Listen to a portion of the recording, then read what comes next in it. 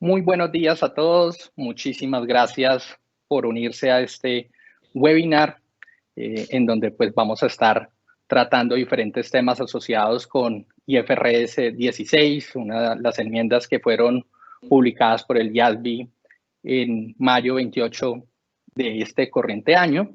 Y adicional a eso, pues vamos a estar también conversando sobre la presentación de estados financieros intermedios bajo IAS 34, con énfasis en revelaciones de COVID-19. Mi nombre es Víctor Manuel Ramírez, yo soy socio de Audit and Assurance y soy socio líder de IFRS para la región de Latinoamérica.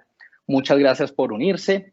Queríamos realizar esta serie o este webinar para ustedes con el propósito de apoyar a los preparadores de información financiera y, por supuesto, a los diferentes profesionales de la contaduría pública en los retos que se están viendo enfrentados en este año 2020, que no ha sido un año fácil. Es un año lleno de retos en materia de preparación de la información financiera, en materia pues, de auditar también la información financiera, retos en materia económico, retos en materia fiscal.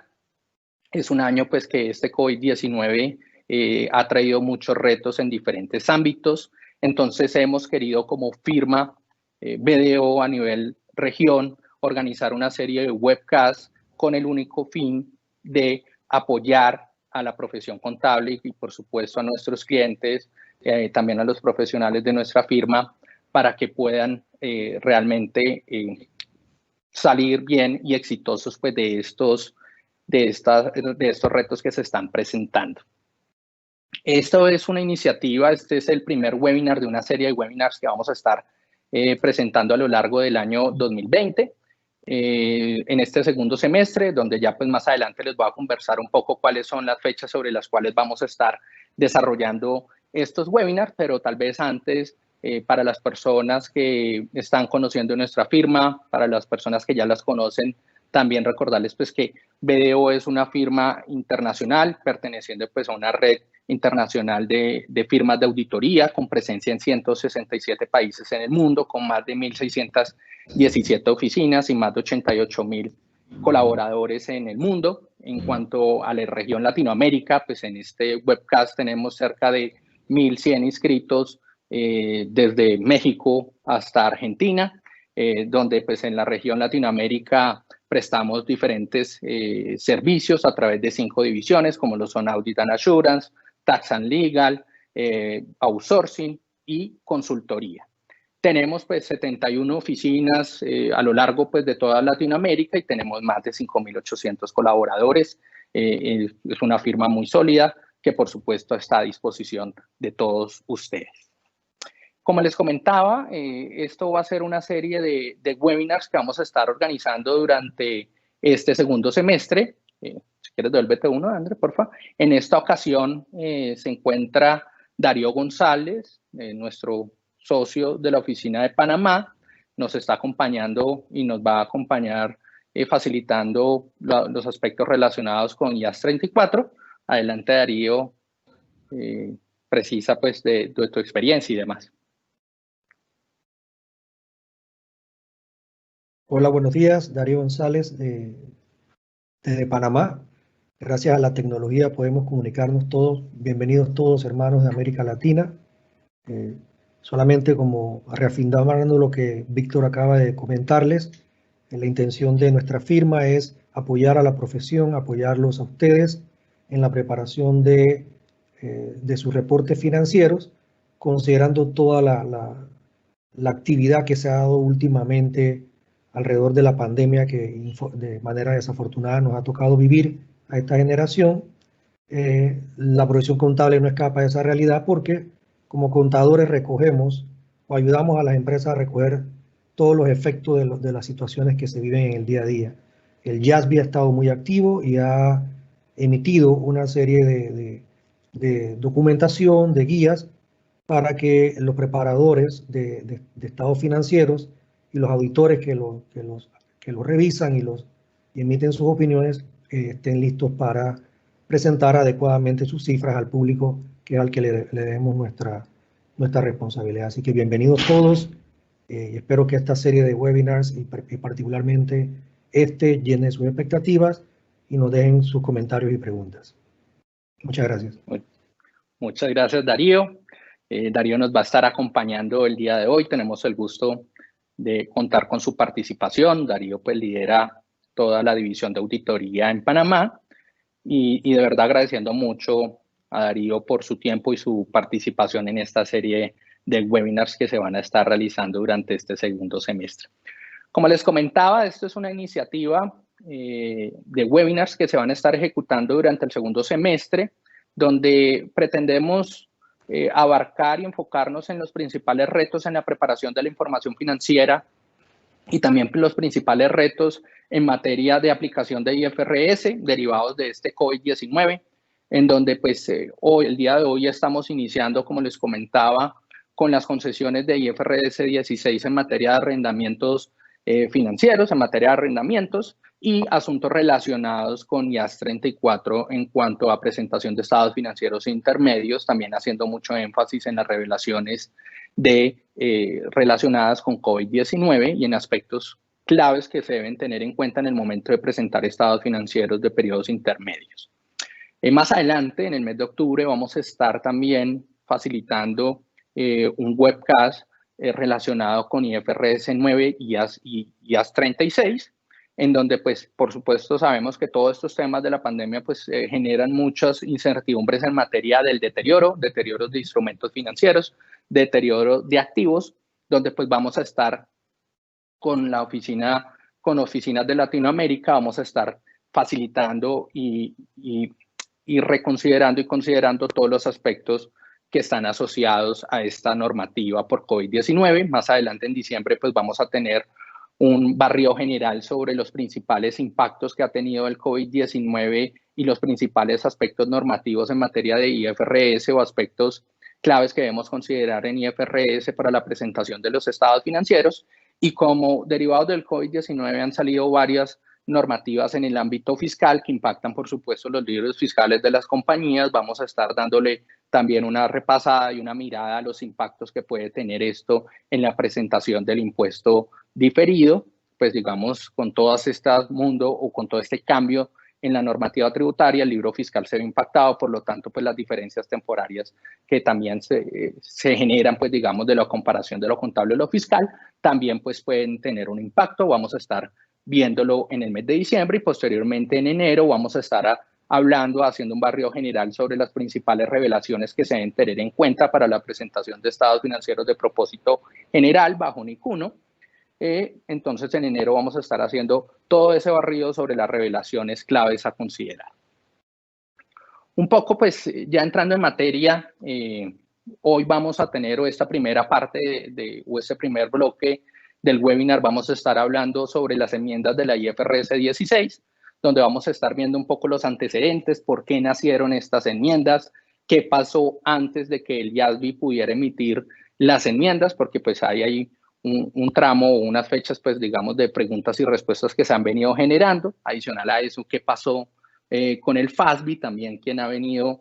El FASB pues es el regulador o el emisor de normas o estándares contables en Estados Unidos, que también está pasando allá, que realizó, viendo pues algunas generalidades de IFRS 16, específicamente qué aspectos las enmiendas se están tocando y el reconocimiento de activos por derecho de usos y sobre todo la medición del pasivo, viendo algunas implicaciones ya como tal sobre las enmiendas, cómo identificarlos, si hay modificaciones en los contratos de arrendamiento que estén sujetos a estas enmiendas y viendo unos ejemplos prácticos desde el punto de vista arrendatarios, arrendadores, con el fin de poder hacer este webcast de la manera más dinámica posible y pues que todos también se sientan con la tranquilidad de hacer preguntas en el caso pues que ustedes así lo deseen. Entonces, bienvenidos, vamos ya entrando en materia.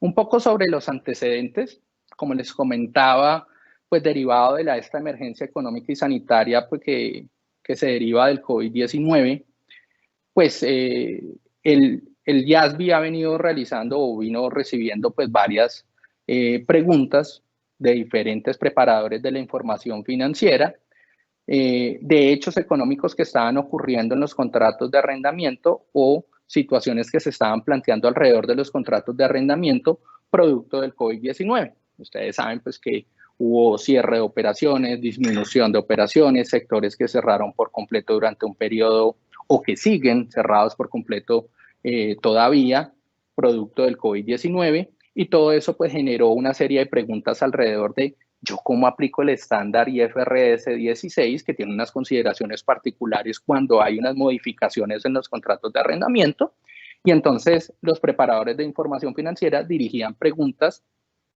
al IASB sobre cómo registrar y cuál era su visión de todas esas operaciones o concesiones que se estaban dando alrededor de los contratos de arrendamiento. Entonces, el 10 de abril, el IASB emitió pues, un documento donde planteaba, pues, digamos, como tal, digamos, las respuestas o como tal, digamos, las preguntas y respuestas que les estaban realizando los diferentes preparadores de la información financiera relacionados con los arrendamientos.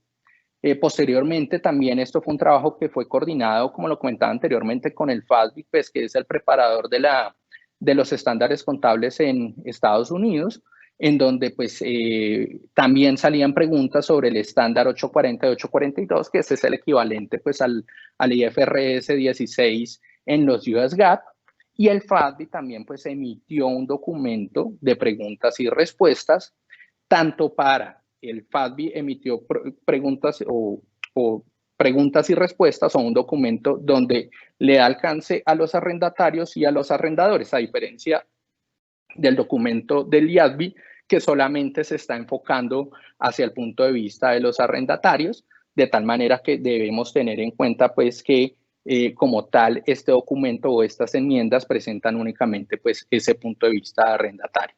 Entonces pues ya vamos a estar viendo más adelante, por supuesto, todos estos temas. Posteriormente, pues el 17 de abril, el IASB pues tuvo una reunión donde analizó pues todas estas situaciones y se planteó la necesidad de poder hacer una enmienda a la IFRS 16 que permitiera de una manera simplificada medir todos esos impactos que estaban sufriendo los contratos de arrendamiento y pues digamos que existiera y que se bajara un poquito, por decirlo de alguna manera, la presión en cuanto a la preparación de la información financiera, porque pues el IASB estaba entendiendo que estábamos en un momento muy estresado, las compañías, y pues que tenían muchos frentes que atender. Entonces decidieron emitir un documento que pues fue emitido el 28 de mayo de este año, donde se recopilan o donde están dando un tratamiento alternativo a las modificaciones en los contratos de arrendamiento que se dan producto del COVID-19. Entonces ese es el documento que vamos a estar conversando y que vamos a estar revisando el día de hoy. Un poco, pues como les comentaba, ese documento fue emitido pues a finales de mayo, donde pues digamos el documento es emitido para o inicia vigencia, porque es una enmienda de aplicación inmediata, inició vigencia desde el 1 de junio del año 2020, ¿cierto? En donde se permite la aplicación para o empieza a aplicar para todos los estados financieros que se emitan a partir del 1 de junio del 2020 hasta el 31 de diciembre, ¿cierto? O periodos pues también incluso posteriores, donde pues digamos pueden tener esta afectación o concesiones del COVID-19, pero pues digamos se empieza a tener una vigencia a partir del 1 de junio de 2020, permitiendo una adopción anticipada, que esto quiere decir que estados financieros que no hayan sido aprobados por los máximos órganos de control al interior de las organizaciones, ya sea junta directiva, asamblea general de accionistas, pueden de alguna manera aplicar si tienen modificaciones derivadas o del COVID-19 en sus contratos de arrendamiento y pues obviamente los cumplen con las consideraciones de esta enmienda. Entonces, esto pues tiene un impacto contable, que es un importante alivio operacional para los arrendatarios, ¿cierto? En la contabilización de las modificaciones de los contratos de arriendo como consecuencia del COVID-19. Esto pues es un impacto importante porque hay compañías que tienen muchas reconocidos dentro de sus estados financieros, activos importantes por derechos de uso, porque precisamente tienen varios contratos de arrendamiento. Esto pasa, pues, digamos, en todas las locaciones, en todos los países. Entonces, esto representa realmente un alivio importante que lo vamos a estar viendo, pues, a continuación. Importante también comentarles que estas enmiendas están construidas desde el punto de vista de los arrendatarios. Nuevamente, no contemplan digamos, unas excepciones específicas para arrendadores. Para los arrendadores se ven afectados, por supuesto, lo vamos a ver también dentro del ejercicio o dentro de esta explicación de este webcast, pero las enmiendas como tal tienen la aplicación para los arrendatarios. Acá quiero tomarme un momento y consultar con ustedes cómo están esas enmiendas en sus países. Entonces, hemos construido un Mentimeter, pues creo que la mayoría ya estamos familiarizados pues con esta herramienta donde pues pueden escanear este código QR y es un sistema de votación donde pues pueden votar cómo se encuentran estas enmiendas en sus países, si han sido aplicadas, si se encuentran en proceso de aprobación por parte de los reguladores en sus países o si simplemente no van a ser aplicadas. También pueden ingresar a la encuesta a través de esta página web que vamos a pegar la dirección dentro del chat como tal del webcast, del Teams. Entonces, para que puedan contarnos cómo están estas enmiendas en sus países. Mientras hacen la votación, yo quiero contarles pues que acá en Colombia esas enmiendas se encuentran en proceso de análisis y en proceso, digamos, de formalización, porque acá en Colombia tenemos la particularidad que el Consejo Técnico de la Contaduría, antes de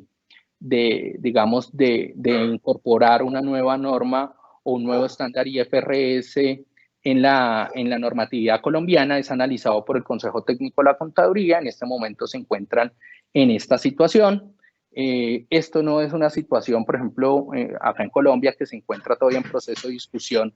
Es una situación que no solamente puede pasar en los países de Latinoamérica, sino también está pasando en Europa. Reguladores europeos se encuentran revisando incorporar como tal estas enmiendas dentro de sus marcos normativos, que son pues las IFRS de la Unión Europea, y pues eso ha tardado un poco más de tiempo, por supuesto, porque los gobiernos andan revisando varias consideraciones tributarias y legales de todos los países.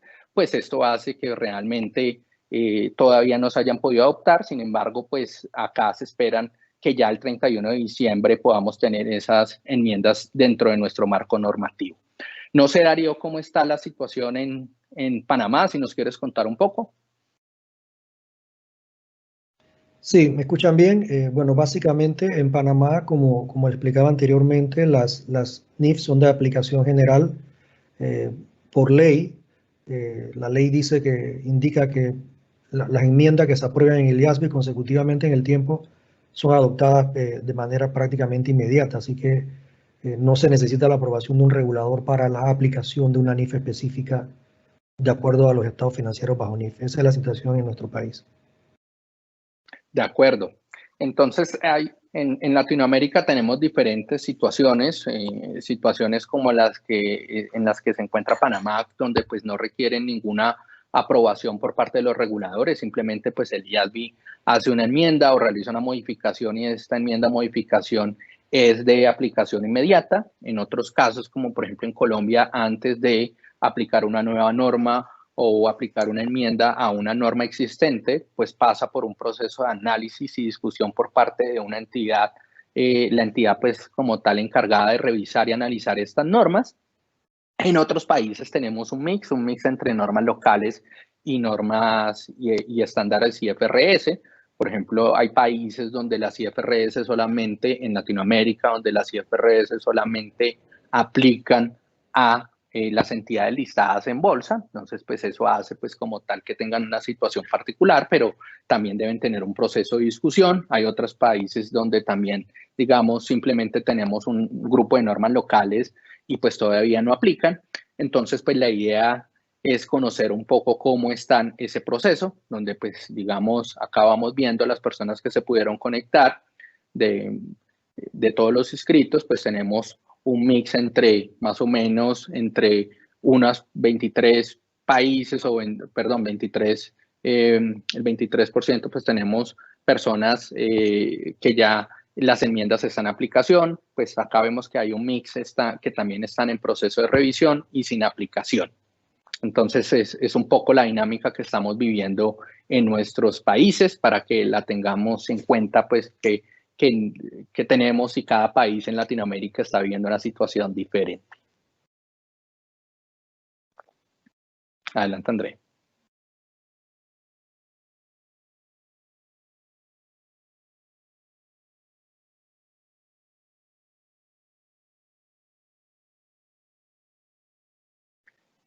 Ya viajando sobre como tal la norma específica sobre la enmienda, como tal, pues digamos, hay que considerar o hay que empezar a revisar, pues, y quiero partir sobre la base, sobre la base de IFRS 16, que por supuesto, pues es la norma que se está viendo modificada o que está sufriendo estas enmiendas. Recordemos, pues, que hay unas condiciones para que un activo por derecho de uso pueda ser incorporado dentro de los estados financieros y a su vez una obligación. Entonces, pues recordemos que las condiciones como tal para reconocer un contrato o un activo por derecho de uso bajo IFRS 16, pues tienen unas condiciones específicas. La primera de ellas es sobre la identificación como tal que el cliente o se identifica el activo que el cliente tiene el derecho a usar. Esta identificación está en la norma, está directamente relacionada hacia los aspectos contractuales, que en el contrato esté específicamente el activo que tiene el derecho de uso a las compañías, pues digamos, a controlar y utilizar durante un periodo de tiempo determinado. Otro, pues digamos, o el otro componente que nos ayuda a decidir si existe un derecho de uso es si se obtienen sustancialmente todos los beneficios económicos como tal del activo. Esto, pues digamos, no son solamente los derechos o todos los beneficios económicos de manera directa, sino también de manera indirecta. Entonces, para que, digamos, se tiene que contemplar que tengan derecho a recibir el cliente o la persona pues que está suscribiendo como tal el contrato de arrendamiento tenga derecho a recibir esos beneficios económicos del bien que se encuentra, digamos, dentro de un contrato específico de arrendamiento. Y por último, pues tiene el derecho a decidir del uso del activo identificado. Este derecho de decidir del activo está muy relacionado con las condiciones de control que están en IFRS 10, en donde, pues, digamos, se establece que se pueda decidir sobre el uso y la destinación de ese activo, ¿cierto? Puedo decidir también la operación del mismo y que todos los, pues, digamos, como lo estaba comentando antes, que todos los beneficios económicos también estén surtiendo, pues, digamos, a favor nuestro. Si se unen, pues, digamos, esas tres consideraciones, pues tenemos derecho a reconocer dentro de los estados financieros un contrato o un activo por derecho de uso bajo IFRS 16. Por lo tanto, también, digamos, hay que hacer un cálculo de la obligación, que es lo siguiente, pues, que corresponde. Se reconoce, pues, digamos, un activo, también, pues, se reconoce un pasivo por los flujos de efectivo futuros que tiene, digamos, que compensar o que compensan como tal, pues, digamos, el derecho de uso y, pues, que tiene como tal el arrendatario, pues, la obligación de cancelar. Siguiente. Entonces, como les comentaba, pues el pasivo se mide pues como tal por la unión como tal de esos flujos de efectivo que como tal el arrendatario tiene que cancelar durante el periodo que se encuentra el contrato de arrendamiento vigente, ¿cierto? También pues tiene un interés implícito o unas tasas o se debe considerar pues un interés dentro de como tal este contrato de arrendamiento puede que esté estipulado plenamente dentro del contrato o puede que tenga que ser, digamos, calculado con base en condiciones de mercado u otras condiciones, pues, digamos, específicas del contrato, ¿cierto? Y como tal, si hay modificaciones en el contrato de arrendamiento, que esto es uno de los aspectos más importantes, si hay modificaciones, pues tengo que entrar a evaluar que esas modificaciones, bajo IFRS 16, esas modificaciones cómo impactan como tal el cálculo del pasivo.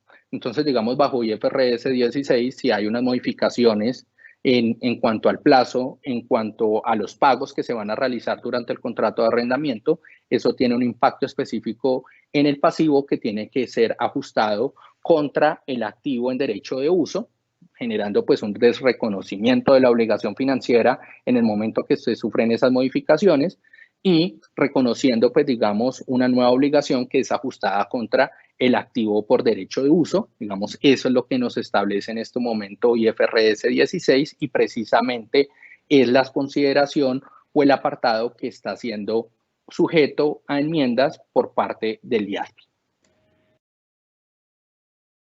Entonces, esto simplemente es un recap desde el aspecto normativo, donde les estaba comentando que bajo IFRS 16, en los párrafos 42 y 46, estamos como tal, digamos, están recogidos los párrafos que como tal indican pues que cualquier modificación en el contrato de arrendamiento pues tiene que volverse a hacer una evaluación de la obligación, si ya sea modificaciones en tiempo, en plazos, ya sea modificaciones en condiciones de pago, pues eso hace que el pasivo tenga que ser remediado nuevamente y esa remediación del pasivo pues va a ir siendo registrada contra el activo. Entonces, pues no tiene un efecto inicialmente pues en el estado de resultados. ¿Qué viene entonces con las enmiendas? Como les comentaba y les estaba planteando, pues el marco pues como tal que es de aplicación bajo IFRS 16 y que pretende modificar las enmiendas que ha emitido el IASBI. Entonces, lo primero es, si queremos compararlo sobre los elementos que existen en un contrato de arrendamiento, que son el pasivo, la tasa de descuento, el activo por derecho de uso y el efecto en el estado de resultados. Si queremos medirlo bajo estas consideraciones, lo primero que hay que, digamos, resaltar es que el pasivo como tal, digamos, como tal, ya sea con la enmienda o bajo IFRS 16, tengo que volver a medir los impactos en el pasivo. Entonces, ¿esto qué quiere decir? Que como yo hago un cálculo de todos los flujos de caja que voy a pagar en este contrato de arrendamiento, bajo unas consideraciones normales, ¿cierto? Y que si son modificadas, ya sea bajo IFRS 16 y también, digamos, asociado con la enmienda, pues tengo que volver a hacer un recálculo del pasivo para determinar cuál va a ser mi nueva obligación. Recordemos pues que, digamos, es una fórmula de matemática financiera donde pues simplemente establezco un valor presente de esas obligaciones, donde si cambio los flujos de efectivo o si cambio el periodo, pues eso va a afectar el valor presente. Entonces, digamos, en los dos escenarios tengo que hacer una medición del pasivo. ¿Qué pasa con la tasa de descuento? Bajo IFRS 16 yo tengo que volver a establecer una tasa de descuento porque pues claramente pues pueden afectar las tasas de descuento sobre las cuales digamos se están negociando el contrato de una manera inicial o digamos también producto de la remediación del pasivo pues puede surgir un cambio en la tasa de descuento, cosa que no pasa bajo la enmienda. Entonces bajo la enmienda de IFRS 16 como tal la tasa de descuento se mantiene, digamos, tranquila, no va a tener ninguna modificación. ¿Qué pasa con el activo? El activo, como les comentaba, bajo IFRS 16, pues como tal la remediación del activo anterior, sin concesiones, versus un pasivo modificado, la medición de esos dos pasivos, digamos, se ajusta contra el activo en derecho de uso. Como tal, digamos, bajo las enmiendas de IFRS 16, el activo se va a mantener constante, no va a tener ninguna modificación, razón por la cual pues vamos a tener allí un beneficio y pues digamos, básicamente la diferencia entre las remediaciones de pasivo van a ser reconocidas en el estado de resultados. Entonces son los grandes cambios que estamos teniendo en la aplicación de esta enmienda.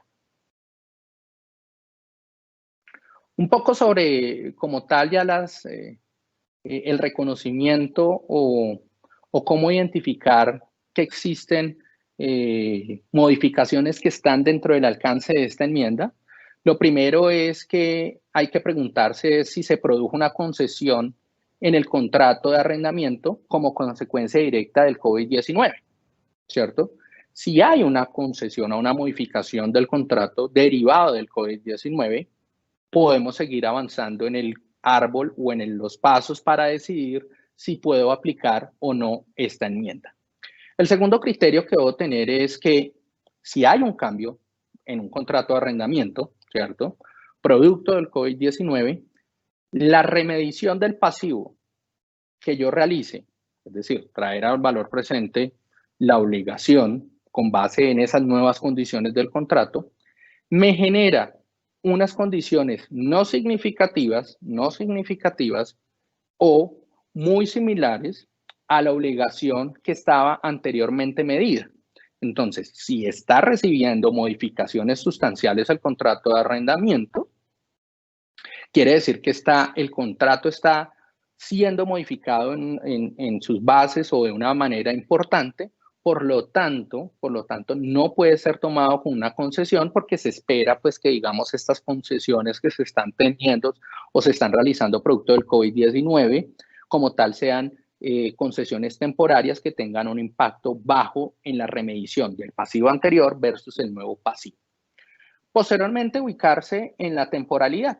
Entonces, pues, como les comentaba, esta norma fue emitida básicamente a finales del mes de mayo y entonces empieza a validar es que, como tal, las condiciones, ¿cierto? Las condiciones de pago o como tal, digamos, las consideraciones de los arriendos, ¿cierto? Estén medidas o estén siendo medidas en una base de anualidad, es decir, hay concesiones que pueden ser aplicadas durante el año 2020 o tal vez pueden tener un impacto durante los primeros meses del 2021, entonces modificaciones que impacten como tal los flujos de efectivo entre el 30 de junio del 2021 y periodos anteriores van a ser las que se encuentran sujetos durante este alcance. Entonces, ¿qué quiere decir? Modificaciones que se surtan en el contrato de arrendamiento posteriores a esas fechas o que se extiendan en fechas mucho más allá, digamos, de flujos de efectivo que se encuentren ya medidos, pues no va a tener, digamos, un impacto dentro de la consideración. Y otra consideración o la última consideración adicional es que no existan cambios adicionales dentro del contrato de arrendamiento que realmente pues esté cambiando sustancialmente la figura y por lo tanto no sea una concesión específica por COVID-19. Si está sufriendo esas modificaciones, no puede ser considerado dentro de la enmienda, pero sí, volviendo a repasar, pues digamos que tengan cambios, que sean concesiones derivadas del COVID-19, adicional a eso, pues que sea la remediación o sean mejoras o mejor sean concesiones que no tengan un impacto significativo en este pasivo remedido, adicional a eso que se encuentren dentro de un periodo de tiempo específico, una anualidad, y si no tienen cambios significativos el contrato, quiere decir que yo puedo reconocer dentro de los estados financieros esas concesiones y puedo hacer una remedición del pasivo y tomar una vía express para contabilizar estas mediciones. Entonces, dentro de esta pandemia, dentro de esta situación, hemos tenido varias concesiones dentro de los contratos de arrendamiento. Darío, no sé, por ejemplo, si nos quieres comentar qué tipo de concesiones han ocurrido en Panamá digamos, en los contratos de arrendamiento que han visto en la industria, qué tipo de modificaciones en los contratos se están viendo.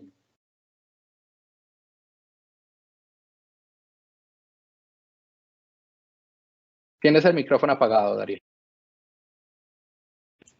En Panamá el gobierno ha tomado la iniciativa de suspender desalojos, ha tomado la iniciativa también de alguna forma ayudar a las personas. Muchos arrendadores están haciendo acuerdos, principalmente en los centros comerciales, con sus arrendatarios, suspensiones dilataciones de rebajas en los montos, dilataciones de los pagos, etcétera, etcétera. Hay de todo, ¿no? Cada condición es diferente. Víctor, tengo un par de preguntas que nos han llegado, quería compartírtelas antes de continuar. Claro que sí. Dice una persona acá, un colega nos pregunta, ¿cómo en la práctica realizas la segmentación para la agrupación de los arriendos, teniendo en cuenta que los locales pueden estar ubicados en distintos lugares y con valores distintos? ¿Cómo realizas eficientemente una agrupación y qué criterios se pueden tomar en cuenta? Sí, lo primero que vemos es para preguntarnos son los tipos de contratos de arrendamiento, pues que se pueden hacer una segmentación por tipos de contratos similares sobre productos similares y sobre condiciones similares, ¿cierto? Eso es una de las maneras sobre las cuales yo puedo segmentar contratos de arrendamiento. Lo importante es que yo puedo determinar una manera de apreciar los activos en derecho de uso bajo, digamos, condiciones de contratos con similares condiciones. Eso pues puede ser, digamos, una de las características, o también, digamos, pueden ser contratos pues que tengan tiempos o condiciones similares. Es, digamos, la principal manera sobre las cuales empiezan, digamos, a hacerse una adecuada segmentación de los activos por derecho de uso. Ahora bien, digamos, yo tengo que empezar a revisar si sobre esos grupos específicos de activos, o mejor, de contratos que tienen condiciones similares, así digamos, pueden que estén en diferentes zonas geográficas, pero de alguna manera pueden tener condiciones, me refiero a tipos de activos que se extienden en zonas diferentes del país, o pueden ser también condiciones específicas, digamos, en materias territoriales o tipos de activos. Ahí, digamos, esa manera de segmentación pues puede cambiar, y yo puedo, digamos, determinar, dependiendo del tipo de activo, la mejor manera de segmentarlos. Pero lo importante es que si estamos teniendo una serie de modificaciones o una serie de concesiones asociadas a el COVID-19 y que se encuentran dentro de esta enmienda, ¿cierto? Lo que yo tengo que hacer es mantener o intentar aplicar las enmiendas o la enmienda bajo las mismas consideraciones, para que no haya una distorsión entre la información, pues digamos, entre los mismos activos en derecho de uso, porque yo de alguna manera pues puedo aplicarlas dependiendo, por supuesto, digamos, del tipo de activos que yo tengo, pero pues si yo decido aplicarlos para un tipo de activos específicos, segmentados en un territorio específico, yo tengo que tomar la decisión que para todas las concesiones que estoy realizando, o todas las concesiones de arrendamiento que se están realizando, poderlas aplicar de la misma manera. ¿Otra pregunta, Darío, tal vez? Sí, gracias. La otra pregunta tiene más que nada que ver cómo determinar la tasa de descuento implícita. En la práctica, ¿qué tasa se puede utilizar de referencia? En la práctica, digamos, hay dos maneras de establecerla. Una manera, pues, digamos, de cálculo, una manera de cálculo interna, pues tiene varias variables tributarias, variables, digamos, en las condiciones sobre las cuales yo puedo vender el activo en un momento específico, ¿cierto? Pero la más utilizada es ir al mercado. ¿En cuánto me prestarían a mí, digamos, en estas condiciones, en las condiciones actuales, ir al mercado y saber una entidad financiera a mí en cuánto me prestaría para comprar, o en cuánto me daría los recursos, cuánto me costarían esos recursos para comprar un activo con similares características? Entonces es salir al mercado como tal, ir a las entidades financieras y preguntar cuánto sería, digamos, mi perfil de riesgo. Pues ahí está incorporando como tal el perfil de riesgo de crédito, y pues prácticamente, y el riesgo país, pues prácticamente cuánto costaría para a mí comprar un activo en similares condiciones, pues bajo una consideración de financiación. Sí, gracias. Muy bien. Básicamente lo que nos dice la norma es que la tasa de descuento es la tasa de descuento a utilizar es la tasa de riesgo del negocio, la tasa implícita del negocio. Así es. Tengo una Así tercera es. pregunta que no sé si la quieres contestar ahora o más adelante. Te la puedo hacer y en lo que vas avanzando la puedes ir desarrollando quizás. Una Claro que persona sí, Darío. pregunta, Juan Francisco, que dice que ha recibido un crédito de 20.000 a su contrato de arrendamiento como apoyo al COVID. ¿Cómo lo considera? Pues eso, digamos, es una operación, o sea, recibió recursos, y entiendo bien la pregunta, es que recibe recursos como apoyo a una serie, digamos, de consideraciones, o para pagar, digamos, unos cánones de arrendamiento. Si estoy entendiendo bien de la pregunta, pues son situaciones, pues, digamos, totalmente diferentes. Si bien está recibiendo un flujo de recursos para... para atender unas necesidades específicas en sus contratos de arrendamiento, lo que tenemos es que registrar un instrumento financiero allí, que sería como tal pasivo, pues como tal una obligación, que obviamente hay que considerar si esas obligaciones tienen unas consideraciones favorables por parte del gobierno, si tienen unas subvenciones por parte del gobierno en materia de tasa y demás, de tal manera que yo lo pueda analizar más bien por NIC 20 en materia de subvenciones. Muchas Muy gracias, bien. doctor. No, muchas gracias, Darío. Vamos a estar también viendo, o a continuación vamos a ver es cómo aplico este recurso práctico, cómo hago para traerlo como tal ya, digamos, aplicarlo, poderlo registrar dentro de los estados financieros. Lo primero es poder determinar si existe una concesión bajo el alcance de estas enmiendas. Estas enmiendas, pues como lo estábamos viendo anteriormente, pues tienen unas condiciones específicas para poder ser aplicables o no, que son las que vimos anteriormente, que es la concesión derivado del COVID-19, que si no sufre modificaciones sustanciales, que si como tal, digamos, el contrato tampoco está sufriendo otras modificaciones. Si pasa ese árbol de decisión que vimos anteriormente, estamos ante una concesión en un arrendamiento que puede ser medida bajo estas enmiendas. Lo segundo que hay que hacer, perdón, es revisar si la concesión de arriendo aplica, pues digamos, determinar el punto en el que el pasivo del arriendo se da de baja o totalmente o parcialmente. ¿Esto qué quiere decir? Yo en el momento que estoy recibiendo las concesiones tengo que volver a hacer una remedición del pasivo, ¿cierto? Esto pues prácticamente lo que nos está diciendo este segundo punto es, oiga, si tiene un grupo de concesiones, ubíquese acá en este momento que está recibiendo las concesiones para poder hacer una remedición del pasivo, de tal manera que lo pueda dar de baja total o parcialmente. Posteriormente, pues viene el momento, digamos, que yo tengo que volver a establecer como tal el nuevo pasivo, llamémoslo así, producto de todas estas nuevas consideraciones. Entonces viene de nuevo un pasivo que anteriormente, en el momento que se da la concesión, tengo que evaluar, ¿cierto? Que está ya registrado en los estados financieros. Tengo que construir un nuevo pasivo que da, digamos, producto de todas estas concesiones, y la diferencia, ya que es el paso 4, la diferencia entre el pasivo ya que se encontraba medido bajo unas condiciones específicas, reconocido bajo IFRS 16, versus el nuevo pasivo remedido por las concesiones que estoy teniendo, digamos, en el producto del COVID-19. La diferencia entre los dos, voy a un cuarto paso, que es reconocer esas diferencias en el estado de resultados. Entonces, la gran diferencia de nuevo que tenemos es que esas modificaciones del pasivo no se miden contra el activo como está estipulado pues en la IFRS 16, sino pues acá ya vamos a medirlas contra el estado de resultados. Acá es importante que se acompañen de sus asesores tributarios, que busquen pues digamos un acompañamiento, porque pues acá la norma como tal o las enmiendas no están siendo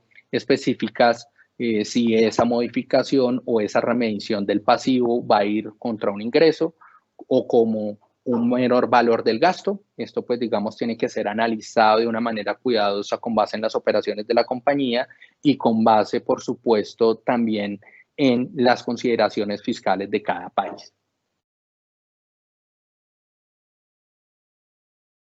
Vamos a ver un poco unos ejemplos ilustrativos donde pretendemos pues prácticamente plasmar la situación. Me va a permitir leer el ejemplo para que lo tengamos, digamos, en cuenta. La primera el primer ejemplo es diferimiento de los pagos del arriendo con un incremento proporcional al final del plazo del arrendamiento. Entonces, el 1 de julio del 2020, el arrendatario A y el arrendador B acordaron diferir los pagos de arriendo de 100 unidades correspondientes a julio y agosto y septiembre. Entonces, simplemente acá la concesión que se está diciendo es durante julio, agosto y septiembre, que hay unas consideraciones específicas bajo COVID-19, usted no me va a cancelar arriendo. Entonces, ¿qué pasa con esos 300 que está acá? El total de los 300 será pagado en enero, febrero y marzo del 2022, periodo en el cual, ¿cierto?, se termina el contrato de arrendamiento. Entonces, el contrato de arrendamiento finalizaba en 31 de diciembre del 2021. Acá las concesiones se están dando dentro de la anualidad, es decir, se encuentran entre la fecha de la enmienda, que es primero o a partir del 1 de junio, ¿cierto?, y se están dando durante esa anualidad. O sea, tendrían las compañías plazo todavía de registrar o de considerar, digamos, esas enmiendas que se presentan, digamos, hasta junio del 2021.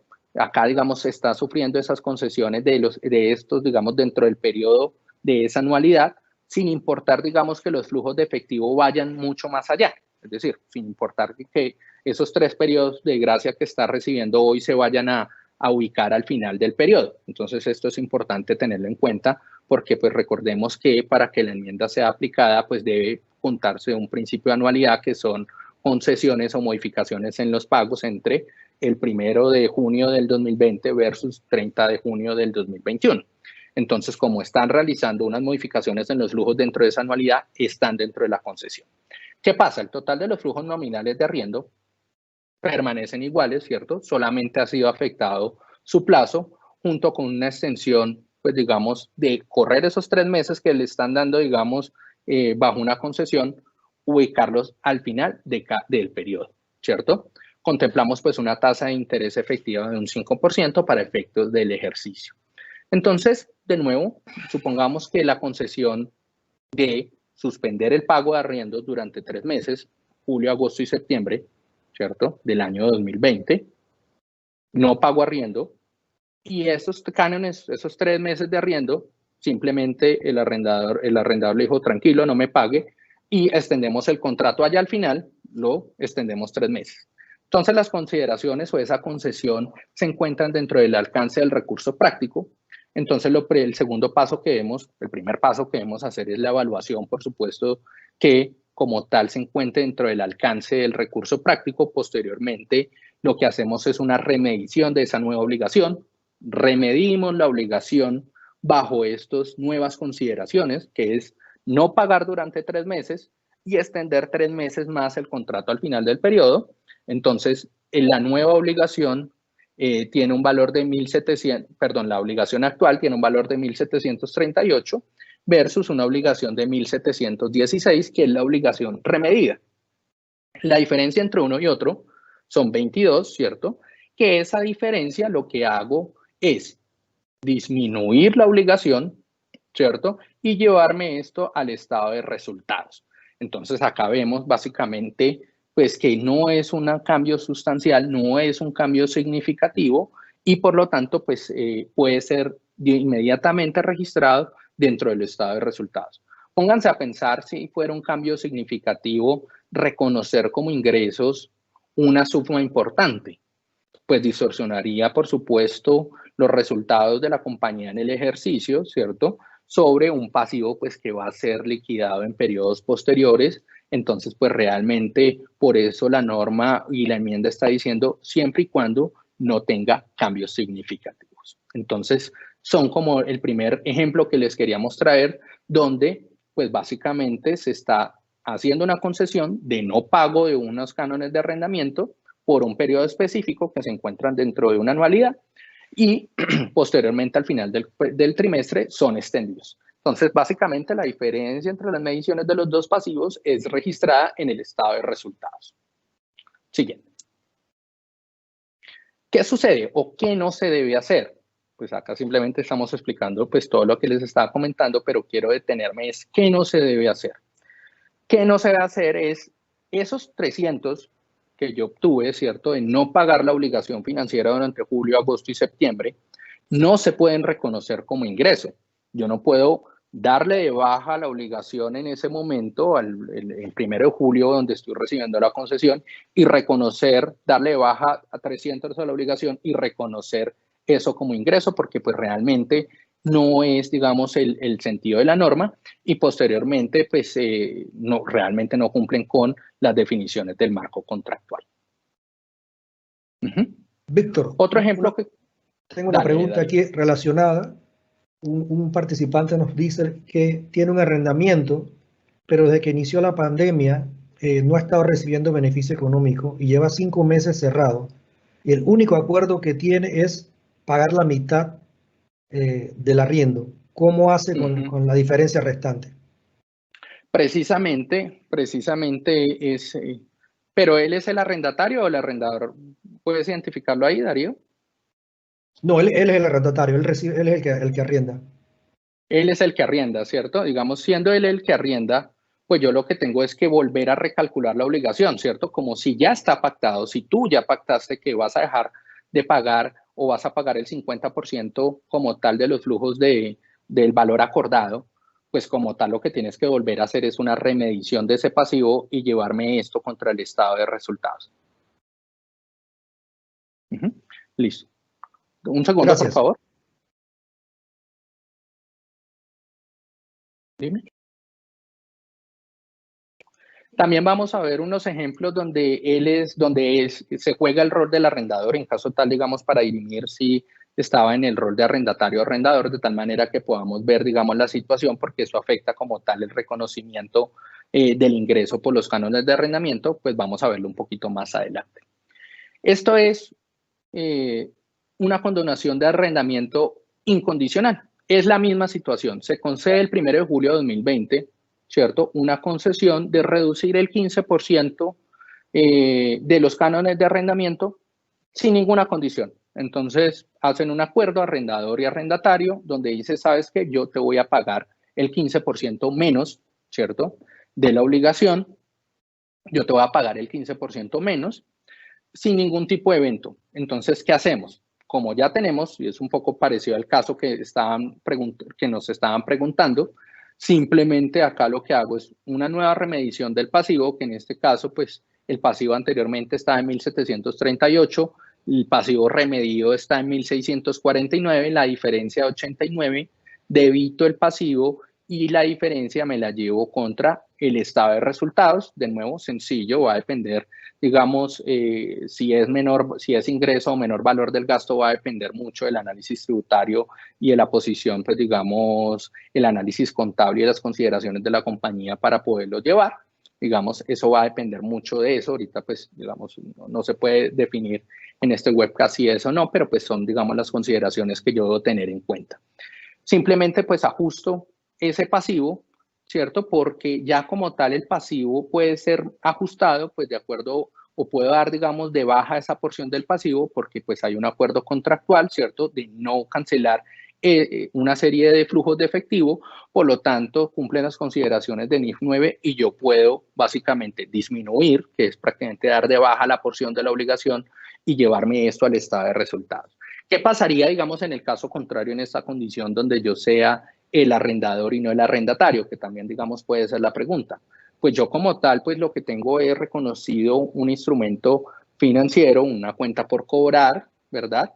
Que como yo estoy disminuyendo o estoy acortando con la contraparte, reducirlo un 15%, yo puedo dar de baja, es decir, ajustar la cuenta por cobrar en ese 15%, que en este caso sería, supongamos, estos mismos 89, ¿cierto? Que es lo que yo voy a dejar de recibir, ajustarlos en el periodo en el cual pues se está realizando la concesión del arriendo, es decir, en el mes de julio yo podría ajustar la cuenta por cobrar, ¿vale? Adelante, Andrea. Esto es un arrendamiento condicional. Acá pues sí cambia la película por completo. Supongamos el mismo ejercicio, el 1 de julio, me van a condonar o acuerdo una reducción del 15% de los cánones de arrendamiento, pero acá bajo unas consideraciones específicas es que yo me gano ese 15% siempre y cuando el flujo de público o el flujo de, digamos, de personas dentro de un centro comercial se reduzcan un 15% frente al año anterior. Entonces acá, digamos, es similar a unas consideraciones de un arrendamiento tipo variable cuando es indexado, ya sea a tasas de interés o como tal a un índice de referencia. Entonces yo no puedo remedir la totalidad del pasivo porque pues yo no sé si me lo voy a ganar durante un tiempo, pues durante qué tiempo, y no sé si me lo va a ganar, básicamente. No puedo hacer una proyección de pasivos porque no existen unas consideraciones específicas para medirlo. Entonces acá yo lo que tengo que hacer es la remedición mes por mes. Entonces, mes por mes del arriendo de 100, yo puedo, digamos, si la condición es favorable, el mes, entonces yo a final de mes hago un recálculo en el mes de junio, hago un recálculo y digo, sí se disminuyó el 15%, entonces ahí sí, en el mes de julio ajusto el pasivo y me lo llevo contra el estado de resultados. Entonces vean que acá la situación es diferente si hay condiciones específicas que no conocemos en el momento de la concesión y pues que no me permiten hacer la remedición del pasivo. Si todo está acordado, si todo está dicho y si todo está dentro, digamos, puede ser medible con fiabilidad, yo sí puedo remedir el pasivo y llevarme la diferencia pues del total del pasivo remedido, llevármela contra el estado de resultados, pero si dependen de variables y condiciones específicas que se pueden dar en el tiempo, no, pues como tal, digamos, no puedo reconocer la remedición total del activo, sino tengo que hacerlo mes por mes. Muy bien. Quiero hablar pues ya sobre las consideraciones específicas de los arrendadores. Como les comentaba, el documento práctico no tiene como tal una visión o no presenta como tal comentarios específicos sobre los arrendadores, pero pues los arrendadores por supuesto están sufriendo impactos. Entonces los principales impactos que pueden tener los arrendadores, especialmente digamos en los arrendamientos operativos, es yo qué hago con la cuenta por cobrar. Un poco tal vez si era la pregunta que me están realizando a través del chat. ¿Yo qué hago? ¿Tengo que reconocer o no tengo que reconocer como tal una cuenta por cobrar? ¿Debo o no debo reconocer el ingreso? Porque digamos, o qué pasa si yo doy unos periodos de gracia, porque lo puedo dar un periodo de gracia de 5 meses, como estaban contando pues ahorita en el ejemplo. ¿Qué pasa con eso? ¿Qué afectación tiene? ¿Cierto? Porque si se extiende más de 3 meses, puede haber una consideración de un componente de financiación que yo tenga que, digamos, separar el ingreso entre un componente, digamos, de operación versus un componente de financiación. Eso puede ser la situación. ¿Y qué pasa con las consideraciones de deterioro? Entonces, acá queremos traer un ejemplo donde básicamente, ¿qué pasa? ¿Sí? ¿Qué criterios se permiten en el reconocimiento de los ingresos del arrendatario operativo cuando la cobrabilidad de los pagos del arrendamiento es incierta? Entonces recordemos que bajo IFRS 15 yo reconozco un ingreso, pues cuando existe una probabilidad y una certeza de que los ingresos van a fluir al interior de la compañía, pero pues ante esta situación pues que estamos enfrentándonos, pues no sabemos realmente si lo vamos a tener. Entonces acá hay dos enfoques. El primero de ellos es reconocer como tal el ingreso por lo que está pactado contractualmente. Entonces si yo tengo 100 pactados contractualmente durante un año, pues yo reconozco como tal, digamos, el flujo o el ingreso de 100, reconozco la cuenta por cobrar de 100, ¿cierto? O en un periodo, y posteriormente aplico un deterioro de la cuenta por cobrar por la probabilidad o de acuerdo pues mi evaluación de deterioro que yo realice, ¿cierto? Entonces de esta manera reconozco el estado de resultados, reconozco un ingreso, pero también estoy reconociendo, ¿cierto? Una serie de provisiones, perdón, un deterioro en la cuenta por cobrar, que también es aceptable fiscalmente, pues por lo menos acá en Colombia, ¿cierto? Y pues estoy teniendo un impacto pues real en la renta, digamos, como tal, digamos, en el reconocimiento del ingreso y como tal, digamos, en las deducciones que yo puedo tener sobre esas provisiones o sobre ese deterioro que yo constituyo en las cuentas por cobrar, y estoy reflejando en el impacto en el estado de resultados pues la real certeza o como tal estoy reflejando los ingresos reales que yo espero obtener. Hay otro enfoque, que es el del slide siguiente, que es solamente, ¿cierto?, reconocer la porción. Entonces, si yo tengo un arriendo de 100, pero pues tengo mi análisis o yo acuerdo, pues digamos, con el arrendatario que solamente me va a pagar 60, ¿cierto? Pues reconozco el ingreso solamente por los 60 y reconozco la cuenta por cobrar por 60. Entonces es un enfoque pues, que de alguna manera pues se ajusta, o por supuesto se ajusta pues con el marco conceptual, pero pues de alguna manera pues genera incertidumbre. Es, bueno, ¿y qué pasa cuando hayan esas recuperaciones futuras? Y si me paga pues más, ¿sí me explico? O si cambian las consideraciones a lo largo o el mes siguiente. Entonces pues realmente no es fácil de medir. Entonces, por eso nuestra posición y nuestra recomendación es que se vayan por el enfoque 1 de reconocer el ingreso, reconocer la cuenta por cobrar con el correspondiente deterioro, de tal manera que se pueda, digamos, hacer un debido tracking y un debido seguimiento de las obligaciones. Esto es simplemente la representación gráfica de los dos enfoques, como les estaba comentando, el registro del ingreso por 100 y pues una pérdida por deterioro de 60, pues en donde pues realmente los ingresos o el impacto en el estado de resultados son los 40, y el segundo enfoque que es reconocer básicamente solamente los 40, que es la probabilidad que ustedes consideran reconocer o que consideran que van a reconocer como ingreso. Los dos enfoques son válidos, sin embargo, pues recomendamos más el primero. ¿Qué pasa o cómo se contabiliza ¿cierto? O cómo contabiliza un arrendador las cuentas por cobrar de un arrendamiento operativo después de su reconocimiento inicial. De nuevo, pues lo que tengo que hacer es evaluar como tal, ¿cierto? Bajo IFRS 9, las condiciones específicas de qué? De riesgo de crédito del tercero con el cual yo suscribí el contrato.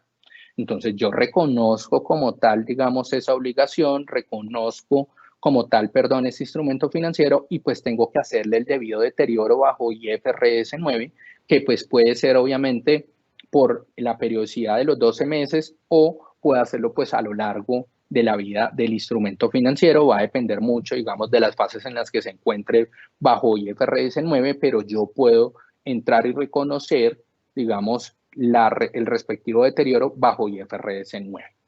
Adelante. Esto es simplemente, digamos, el marco normativo, pues que debemos hacerlo bajo IFRS 9. Otro tema, pues digamos, que puede presentarse es y cómo los arrendadores pueden cambiar la base de reconocimiento del ingreso. Puedo cambiar la política de reconocimiento de ingreso cuando tengo una incertidumbre, pues digamos, de recaudo de los flujos de efectivo y cuando ya tengo una política contable trazada para el reconocimiento de esos ingresos. Recordemos que estamos en el punto de vista del arrendador, es como tal, si yo voy a hacer unos cambios específicos, ¿cierto? Sobre la base sistemática del reconocimiento del ingreso, yo lo que tengo que es centrarme y detenerme es, ¿voy a cambiar realmente las políticas contables y de reconocimiento de ingreso? Porque pues cuando en el momento que yo esté cambiando, cuando digo que yo estoy reconociendo de manera lineal el ingreso de un contrato, ¿cierto? Que está suscrito a 2, 3 años, ¿cierto?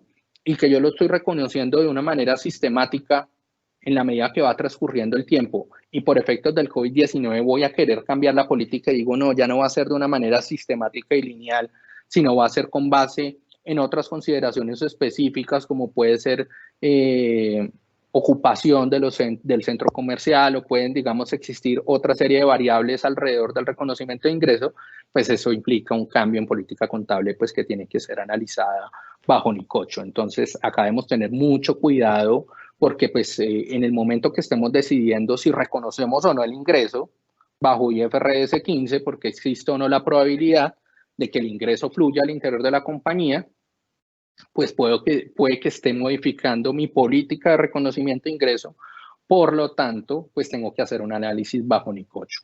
¿Listo? Es importante que tengamos en cuenta esto.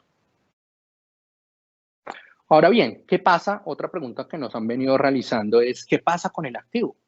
Porque pues ustedes me dicen que se reajusta el pasivo, que se lleva contra el estado de resultados, pero ¿qué pasa con el activo? Porque el activo quedó improductivo por un periodo de tiempo específico. Entonces acá recordemos pues que como tal, bajo NIC 16, como tal digamos las paras, o digamos si como tal la base de la depreciación no está asociada a unas unidades producidas o a la como tal a la operatividad del bien, sino está realizándose de una manera lineal, yo no puedo suspender la depreciación del bien, ¿cierto? Porque la depreciación del bien solamente se suspende bajo unas consideraciones específicas, es que yo doy de baja el activo o tal vez reclasifique ese activo a un bien no corriente disponible para la venta. Entonces acá lo recomendable es el activo como tal, digamos, pues como pasa en la mayoría de los países, que se da una vida útil sistemática, ¿cierto? Pues como tal, esa vida útil sistemática o por a través de línea recta, pues tiene que seguir siendo calculada y no afecta como tal la vida o la vida útil o la depreciación del activo. Son, digamos, como los ejemplos que queríamos traerles sobre las enmiendas de IFRS 16. No sé, Darío, si tal vez tengamos otra pregunta, tenemos un par de minutos para atenderla. Sí, hay un par de preguntas adicionales. Por ejemplo, bueno, algunas las contestaste porque tenían que ver con la forma de depreciación, si se tenía que seguir depreciando o no un activo, si había cambios en los arrendamientos. La respuesta es no, o sea, tiene que seguir porque el activo sigue en funcionamiento, indistintamente de los cambios que haya. Aquí vale. hay, ¿Te parece? sí, hay muchas otras. Ahora, Sí. vale, sí, gracias al tiempo vamos a mapear las preguntas y vamos a dar respuestas. Vamos a enviar un compendio de preguntas y respuestas para que pues, queden sus correos electrónicos.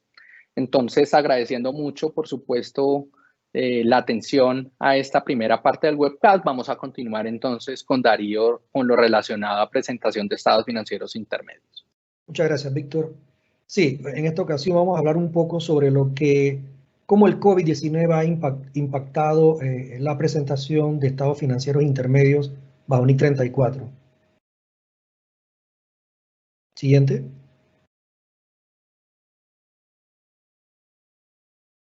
Bien, como bien lo dijimos, esto es introductorio. Todos sabemos lo que ha sucedido con el coronavirus. Lastimosamente, menor demanda de bienes y servicios, muchas inversiones suspendidas, reducción de precios de productos básicos de activos financieros y de activos no financieros, y lo que también ha afectado mucho la interrupción de la cadena de suministro. Las industrias más afectadas, más que nada aerolíneas, todo lo que tiene que ver con turismo, el ocio, o sea, restaurantes, cines y eventos deportivos. Por lo tanto, la implicación de la información financiera, esto es lo que yo denomino de manera muy personal como un evento masivo y disruptivo, vivido muy pocas veces en la historia de la humanidad. Se puede decir que esta es una economía de guerra, lo que estamos viviendo actualmente. Siguiente.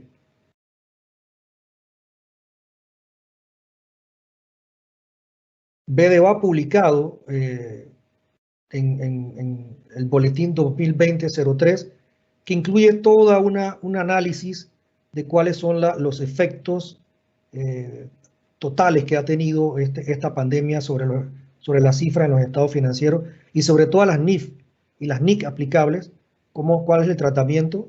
Víctor nos estuvo hablando hace un rato de todo lo que ha sucedido solamente con la NIF 16, pero adicional a eso hay otras implicaciones que deben ser consideradas en la preparación de estados financieros.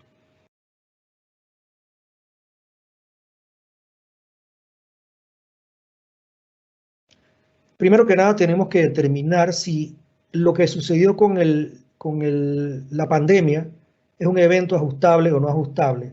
Básicamente, en esta filmina lo que queremos decir es que si un evento ocurre posterior al cierre contable, pero antes de que se emitan los estados financieros, se conoce como un evento no ajustable. El caso de la pandemia, que está en la siguiente filmina, que podemos ver la fecha de tiempo.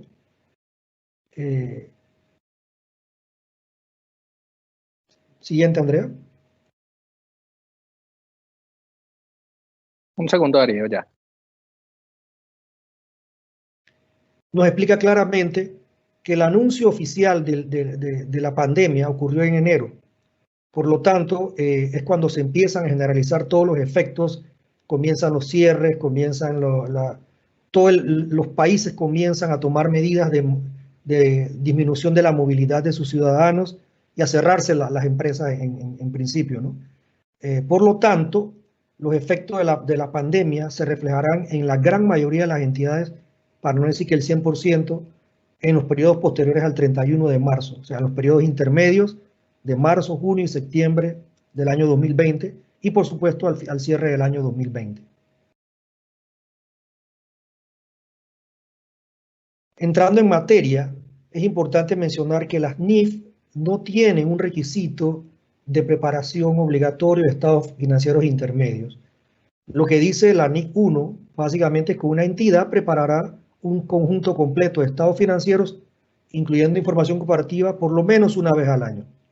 NIC 34 lo que indica es que aquellas empresas que son públicas o que tienen intereses públicos debiesen de alguna forma producir información financiera intermedia para informar al público general de cómo anda la situación en sus negocios. Estos estados financieros deben ser publicados por lo menos 60 días después del cierre del año. De manera general, son los reguladores, por ejemplo, bolsas de valores, supervisores bancarios, reguladores de seguros, u otras partes interesadas, lo que determinan la frecuencia de publicación de estados financieros intermedios. Ahora bien, una vez establecido este criterio de presentación de información financiera intermedia, la entidad debe aplicar lo que pide la NIC 34 en la preparación de sus estados financieros, de acuerdo a NIF.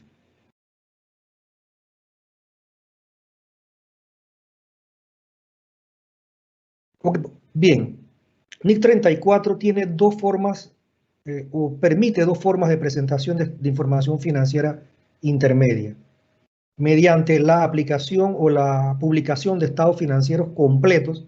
Eso significa que se emitirían los estados financieros básicos más todas sus notas con sus revelaciones. Por lo tanto, la NIC 1 aplica para el conjunto completo de estados financieros intermedios, pero también permite lo que se conoce como estados financieros intermedios condensados, que son mucho más resumidos, y en ese caso los criterios de la NIC 1 en los párrafos 15 a 35 aplicarían para estos estados financieros condensados. NIC 1 cubre todos los criterios de presentación fiel y cumplimiento con las NIF, todo lo que tiene que ver con negocio en marcha, la base de contabilidad de acumulado, la agregación de la materialidad y compensación de activos y pasivos si así lo requiere. Para que un estado financiero diga que cumple, intermedio cumple con NIF, debe cumplir con todos los criterios descritos en la NIC 34, sin excepción. Bien, ¿cuál es el objetivo primario de la información financiera intermedia? Más que nada, proporcionar una actualización desde el último conjunto de estados financieros completos publicados anuales.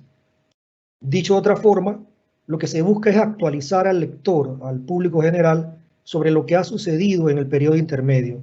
Si los últimos estados financieros fueron emitidos con fecha 31 de diciembre y el periodo intermedio era 31 de marzo, 30 de junio o 30 de septiembre, lo que se busca es actualizar al lector de lo ocurrido en ese periodo de 3 meses, 6 meses o 9 meses correspondientes. La entidad debe incluir en su informe financiero intermedio una explicación de los hechos y transacciones importantes para la comprensión de los cambios en la posición financiera y el desempeño de la entidad. En este caso, en este año particular, básicamente es revelar o explicarle al lector todo lo que ha ocurrido con relación a la pandemia y cómo la entidad le está haciendo frente a la situación económica y a los desafíos económicos que le ha impuesto la pandemia en su país correspondiente.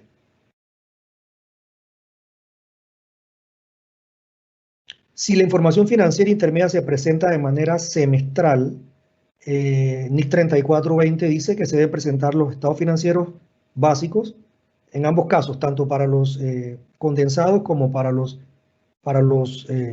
completos, se presentan los estados financieros básicos con una leve diferencia. En los semestrales se presentan el estado de situación financiera comparativo con el fin del último año. O sea, si el periodo interino termina el 30 de junio, se compara contra el final del año anterior, o sea, 31 de diciembre de 2019. Para los otros tres estados financieros siguientes, que es el estado de resultados o de utilidades integrales, los flujos de efectivos y cambio de patrimonio, se presentan comparativos en periodos de semestre. Por ejemplo, si el periodo interino es el del 1 de enero al 30 de junio de 2020, se debe comparar con su periodo del año anterior correspondiente, o sea, del 1 de enero al 30 de junio de 2019. Esto ocurre para los tres, repito, estados financieros, el de resultado, flujo de efectivo y cambio de patrimonio.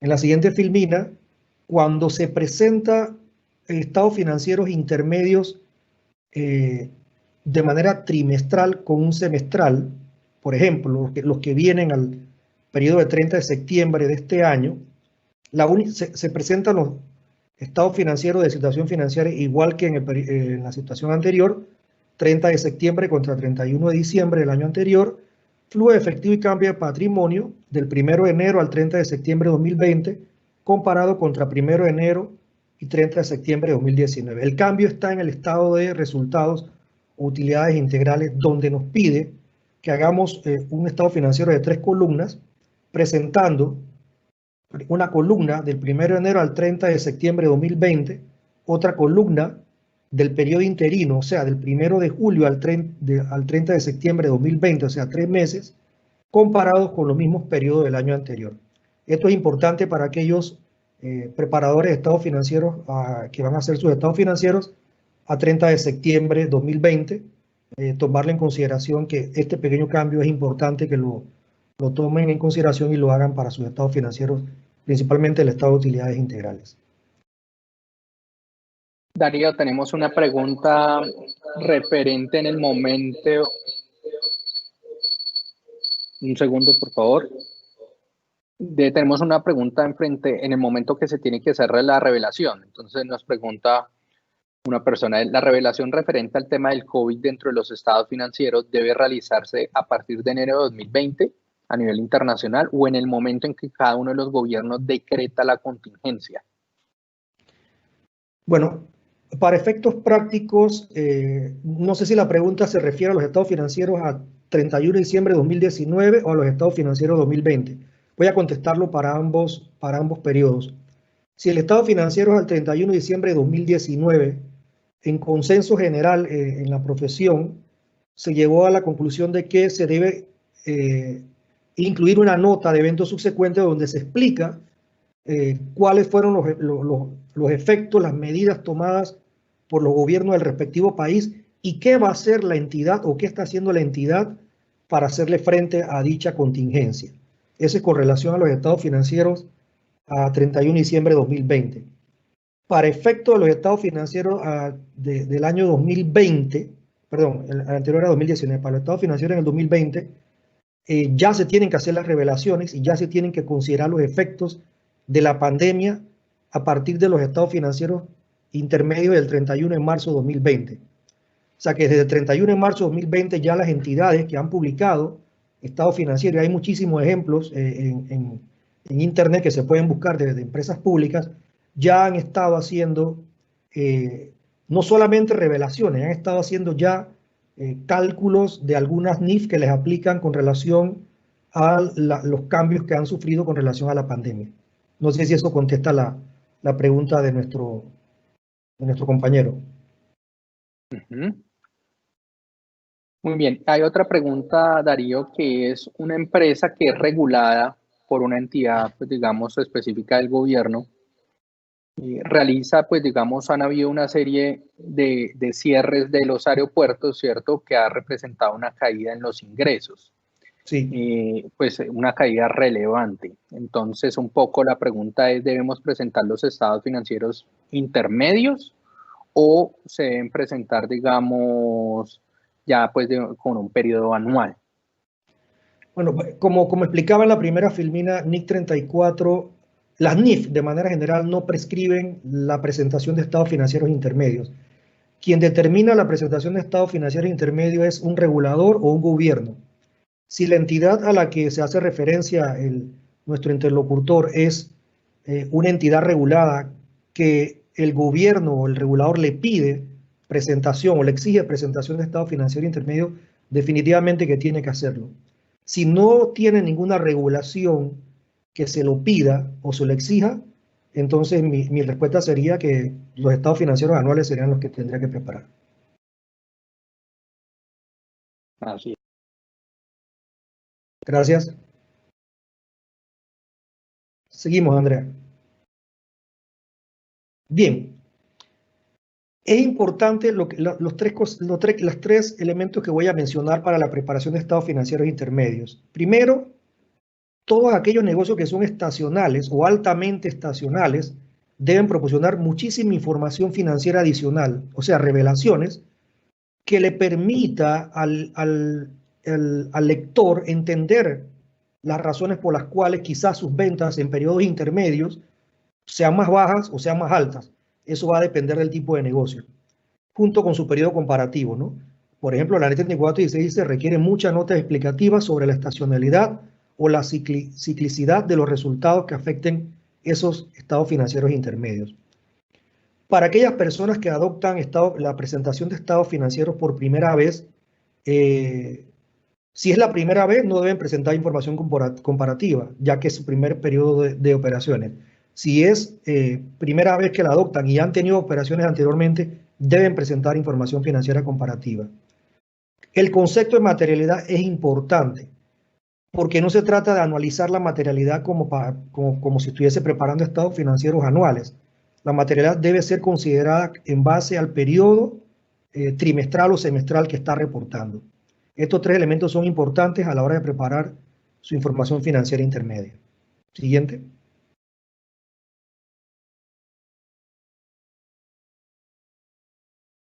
Para efectos de reconocimiento y medición es importante que de manera general lo que dice la NIC 34 es que las empresas deben aplicar las mismas políticas contables que en los últimos estados financieros anuales. Esto para que sea comparable. La única excepción a este enfoque es que los cambios sean realizados posteriormente porque alguna NIF se los pida o se los permita. De lo contrario, debe procurar aplicar las mismas políticas contables que estaba aplicando anteriormente.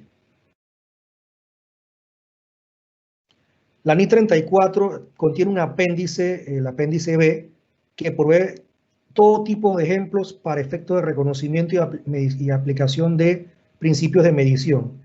Por ejemplo, tiene una guía para lo que tiene que ver con beneficios de empleados, mantenimientos mayores a plantas y equipos, si es fábricas o son industrias que tienen equipos pesados de alto valor, tratamiento contable de las provisiones, pagos variables de arrendamientos, otros gastos planificados normales, pero que no son de uso regular. Todo lo que tiene que ver con impuestos, cambios en precios de compra anticipados, depreciación y amortización, etcétera, etcétera. Y por último, se le han incluido también guías relacionadas a lo que tiene que ver con la NIC 16 que acaba de explicar Víctor de manera más detallada. O sea que es importante que a la hora de preparar su información financiera intermedia, revisen esta guía, el apéndice B, que les va a servir de mucha guía para efectos de preparación de sus estados financieros intermedios. Bien, entrando en materia, ¿cómo COVID ha afectado?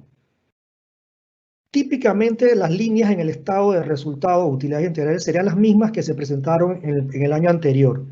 Sin embargo, como les expliqué, si hay un tema de materialidad de efecto en las cifras, la NIC 34 te permite incluir líneas adicionales. No sé si pueden verlo bien en la pantalla, pero ahí se presentan, por ejemplo, en la parte de los gastos y de los ingresos, algunos ingresos por concesiones en arrendamientos, producto, me imagino que de los cambios en los alquileres, concesiones de gobierno, cuando los gobiernos apoyan a las empresas, también se reconocen ingresos.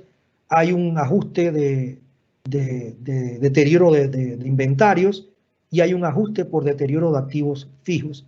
También hay una pérdida por disposición de grupos.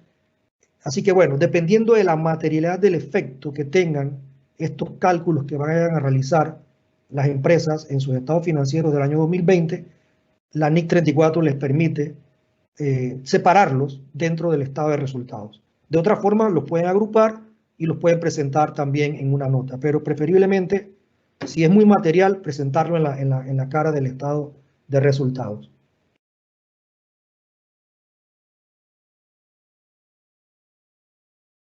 ¿Cómo podría COVID afectar la presentación del estado de resultados? Esto hay que tener dos cosas en consideración aquí, muy importante.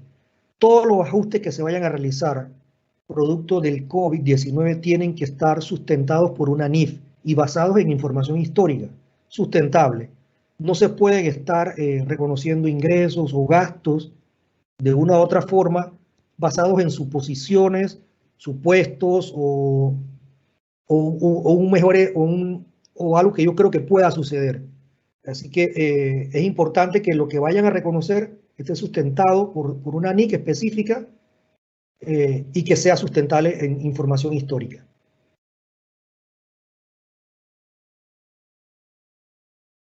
Para efecto de las medidas, lo que se conocen como las APMs o las medidas de desempeño alternativas, que van muchas veces incluidas en documentos que se presentan al público, donde se incluyen estados financieros, estas medidas generalmente están sujetas a regulación y leyes locales. Los reguladores han sido muy consistentes y ya dicen lo siguiente: COVID no es una justificación para alterar ningún cálculo de ninguna medida de desempeño. Dicho de otra forma, si hay gastos relacionados a COVID, esos gastos deben seguir deben considerarse como parte de los cálculos, o sea, porque lo que no se quiere es dar impresión de que una medida de desempeño está bien si se le excluyen gastos relacionados al COVID.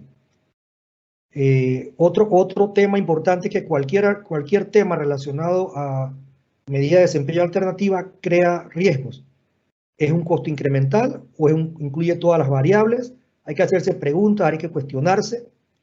Y otro importante es que no todos los efectos de la pandemia se puede considerar como no recurrentes. ¿Qué significa esto?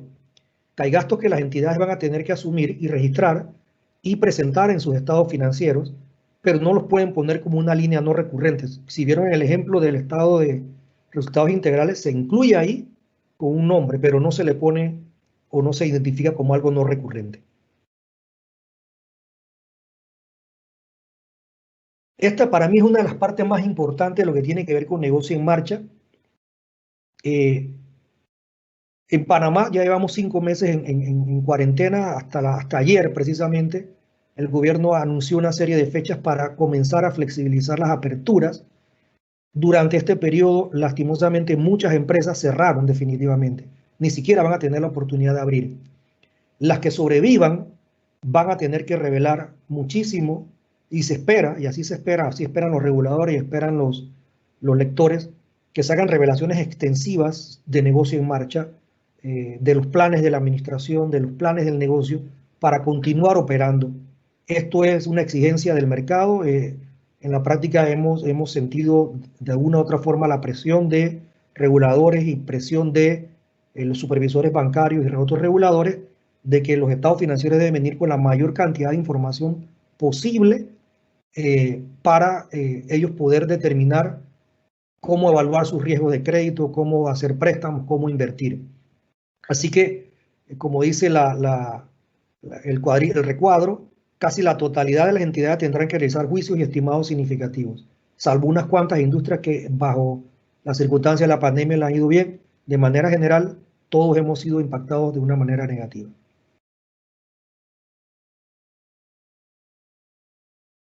¿Qué tipo de juicios estimados significativos habrá que revelar? Bueno, todo lo que tiene que ver con lo que con lo que pueda ocurrir o que se espera que ocurra. Por ejemplo, dará el gobierno incentivos, se darán rebajas en impuestos, se darán préstamos blandos, se abrirá la economía totalmente. Y aquí no solamente hablamos de expectativas positivas, sino de negativas. O sea, aquí lo importante y subrayado y en mayúscula, la integridad, o sea, la totalidad de la información es clave. ¿Con qué cuenta la entidad que ocurra? ¿Van los accionistas a invertir más dinero? ¿Están comprometidos? ¿Se dará asistencia gubernamental? ¿Se incrementarán los ingresos? ¿Qué tan inciertas o no son estas presunciones? ¿Qué está dentro o fuera del control de la entidad? O sea, es importante que estas revelaciones de negocio en marcha incluyan respuestas a todas estas incertidumbres, de manera tal que un usuario, un lector, lo pueda ver, lo pueda entender y pueda tomar decisiones con relación a los estados financieros que se están presentando.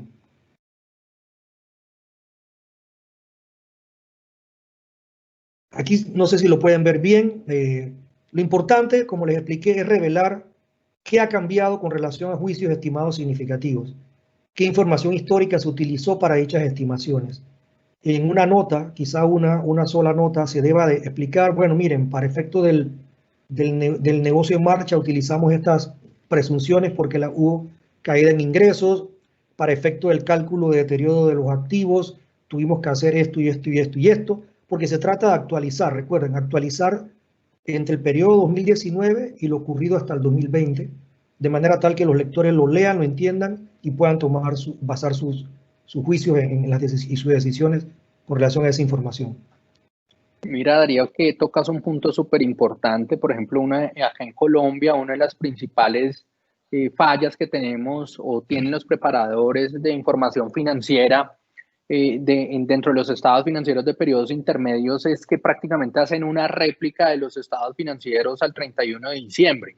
Los estados financieros de propósito intermedio no buscan eso, lo que buscan, por supuesto, es presentar información financiera relevante y que haya tenido modificaciones sustanciales entre un periodo, pues el último periodo de presentación, sea el que sea, versus ese estado, el periodo de presentación del estado intermedio. Entonces, acá debemos concentrarnos mucho en qué temas cambiaron. Por ejemplo, acá en muchas instituciones financieras que tenemos dentro de nuestro portafolio de clientes, pues los hemos direccionado mucho y hemos acompañado mucho a las administraciones. Ven, qué tantas modificaciones ha tenido el deterioro en tu cartera, cómo estás aplicando los alivios, han habido subvenciones del gobierno, qué tipo de situaciones especiales han surgido en este primer semestre cuando presentan al 30 de junio del 2020, de tal manera que se pueda dirigir específicamente estos cambios. No se sientan nerviosos, pues que tienen que volver a presentar un estado financiero de 200, 150 hojas. No, es básicamente los principales cambios que hay entre el estado financiero oficial versus este estado financiero de periodo intermedio. Así es, Víctor, muchas gracias. Con relación a este tema, en particular, el regulador europeo, que es el ESMA, está sugiriendo que lo más beneficioso es que se revelen todos los efectos de la pandemia en una sola nota, más que segregarlo en diferentes notas. Por ejemplo, en el ejemplo que ahí no sé si lo ven muy bien, dice, hace una pequeña introducción de lo que sucedió, el anuncio de la pandemia el 30 de enero, lo que sucedió, e inmediatamente dice, y estas son los principales sucesos, y empieza a hablar, un decrecimiento en las ventas, en los flujos de efectivo, deterioro de plusvalía, deterioro de activos, qué sé yo, deterioros de inventarios, etcétera, etcétera, etcétera. Y empieza a explicar qué ha afectado a la entidad. Posteriormente, en otra nota, que es la de negocio en marcha, tiene que revelarse lo contrario, qué va a hacer la entidad para hacerle frente a todos esos eventos negativos que ha sufrido durante la pandemia. Vamos a tomarnos 5, 10 minuticos más para terminar esta parte de IAS 34. Perdón, Darío, te interrumpo. Las preguntas que nos están haciendo por el chat, infortunadamente no las hemos podido atender todas. Han sido un volumen importante de preguntas, pero pues las preguntas que quedan pendientes de atención las estaremos copiando en un archivito para poderlo replicar pues a vuelta de correo, al igual que la presentación. Perfecto, gracias. Siguiente, Andrea.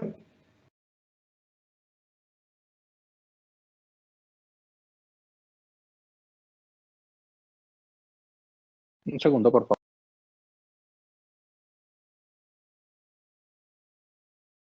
Bien, ¿qué tipo de juicios se espera y qué son los que se esperan que sean más recurrentes con relación a negocios en marcha? Como lo mencioné anteriormente, todo lo que tiene que ver con deterioros. Eso incluye activos fijos, propiedad, planta y equipo, incluyendo los arrendamientos, que lastimosamente acaban muchas empresas de reconocer muchos arrendamientos el año pasado y este año ya hay que preparar quizás análisis de deterioro con relación a los mismos, plusvalía, inventarios, tema de concesiones de gobiernos, violaciones a cláusulas contractuales de préstamos y obligaciones que pudiesen llevar a la empresa a clasificar un préstamo como vencido, o sea, corriente, en vez de mantener su porción a largo plazo. Siguiente. En esta filmina lo que quiero explicarles es, de alguna manera, como bien dice Víctor, posteriormente la recibirán, todas las NIF o NIC que van a tener algún tipo de impacto producto de la pandemia del COVID-19, todo lo que tiene que ver con instrumentos financieros, deterioro de activos, inventarios, recursos minerales que hayan sido reconocidos como activos, inversiones en asociadas, negocios conjuntos, todo lo que tiene que ver con el impuesto sobre la renta diferido, porque ahora cambian las premisas de si ese activo es o no es recuperable en el tiempo, provisiones, presentación, lo que tiene que ver con clasificación de activos y pasivos, negocios en marcha, activos no corrientes, etcétera, etcétera, etcétera. Una serie de NIF que de alguna forma impactarán de manera negativa los estados financieros intermedios y anuales en el año 2020.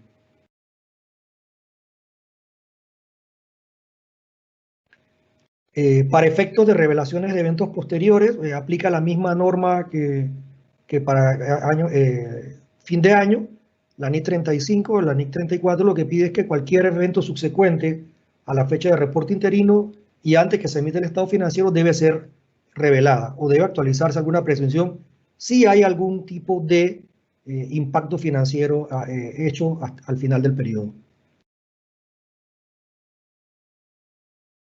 Y ya para ir finalizando, aquí en esta lo que quiero presentarles, BDO ha publicado una gran cantidad de información que es pública. Recientemente, hace poco, publicó toda una guía de preparación de estados financieros interinos bajo NIC 34. También publicó una guía práctica de aplicación de la NIC 36 que tiene que ver con deterioro de activos, incluyendo toda la guía sobre COVID-19 y cómo debe tomarse en consideración para efecto de los cálculos de unidades generadoras de efectivo en este año. También publicó la guía de implicaciones COVID para arrendatarios, que estuvo conversando hace un rato Víctor, y también publicó al 30 de junio todo lo que es un resumen, un sumario de las normas internacionales de información financiera, donde en 2 o 3 páginas explican cada norma. Todos estos recursos se encuentran disponibles en nuestras páginas y en las redes sociales de la firma, y están disponibles para que ustedes los accedan, puedan leerlos y aplicar a la preparación de sus estados financieros para el año 2020.